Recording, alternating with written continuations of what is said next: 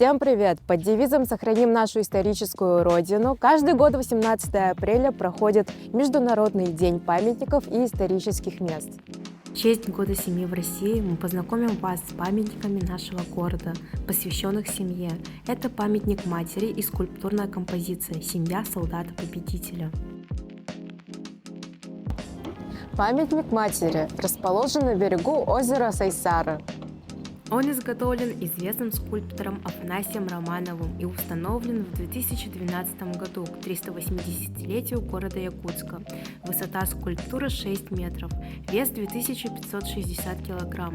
Над матерью с ребенком парят 3 сокола, являющиеся образами сыновей, летящих в пламя войны.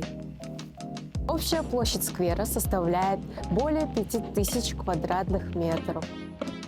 Прообразом памятника является Феврония Николаевна Малгина, простая якутская женщина из села Баяга Татинского улуса, у которой война отняла 5 сыновей. Она самостоятельно рыбачила, охотилась, шила теплую одежду, рукавицы, шапки для фронта.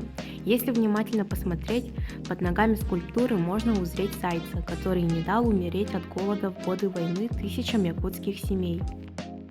Эта скульптурная композиция «Семья солдата-победителя» расположена в Парке Победы. Открытие состоялось в сентябре 2021 года. Композицию создал тот же скульптор Афанасий Романов и архитекторы Владислав Нестеров, Семен Никифоров. Идеей автора проекта послужило солдатское письмо «Треугольник». Помните, какой ценой досталась победа в Великой Отечественной войне, какие тяготы перенесли женщины, оставшись одни с детьми на руках.